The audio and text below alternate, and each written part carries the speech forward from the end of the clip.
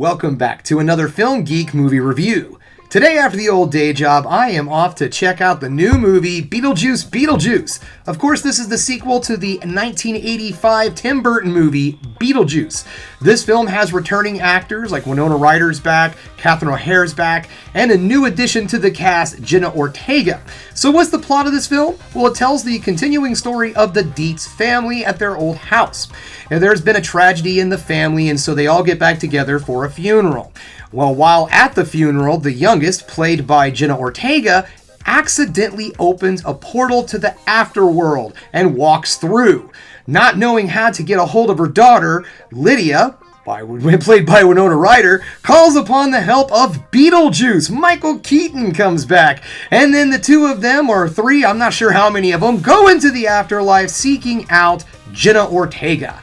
Alright guys, to be perfectly honest, I am super excited to get out the door and check this movie out, but of course, I gotta go to work first. But then I am off to check out Beetlejuice Beetlejuice.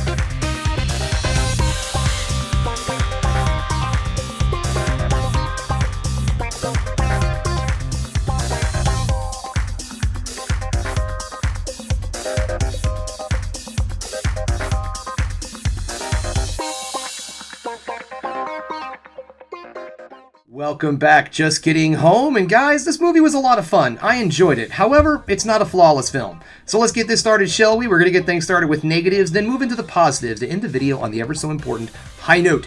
Okay, so in this film, there are two characters. One's played by Willem Dafoe, and the other's played by Monica Bellucci. And these characters don't need to exist. They do nothing for the story. They're just there. They don't progress the story. They don't do anything. They just exist in the world that is Beetlejuice. And unfortunately, they just kind of take up space. So like if they're on the screen or if there's something going on with these two characters and their little subplot that's going on, their little game of cat and mouse, which isn't really fleshed out that well, it just feels like it's taking up time in what we really want, which is getting more Beetlejuice on the screen.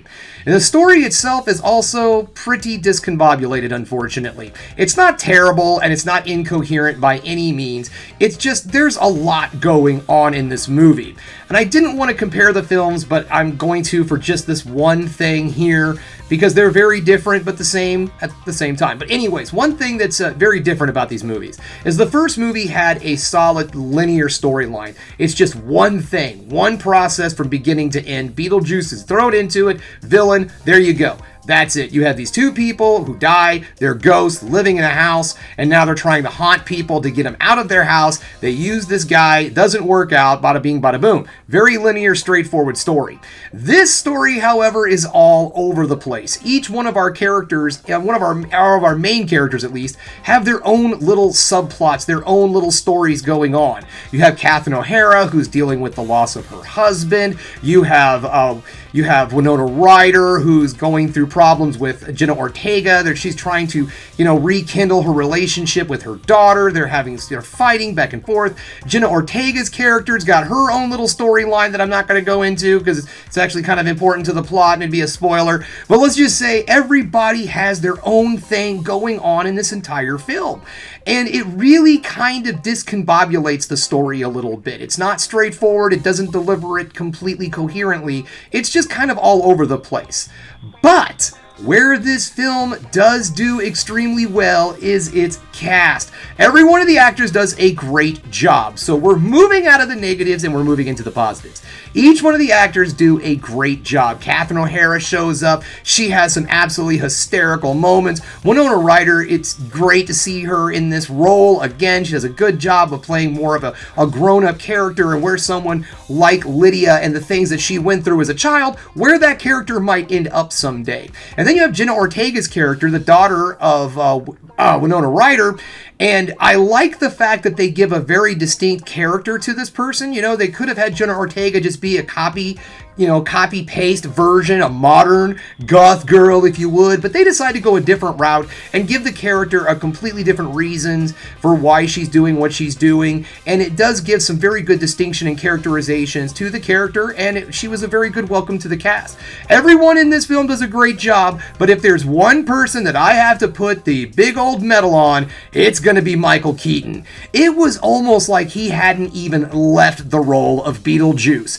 It was so amazing to see him get back up on the screen there and pick up this role yet again. It was like time had not passed. Every moment that he's on the screen is probably the best parts of the movie, in all honesty. I found myself laughing a heck of a lot more when Michael Keaton was on the screen. So if anybody really makes this movie 100% worth seeing, is the performance that Michael Keaton does in this movie, because it is just so awesome to see an actor who has had this role before and you can tell really loves the character a lot, brings him back, does another spectacular performance, 36 years after he performed the character back in 85? That's amazing to me. Great job there, Mr. Keaton.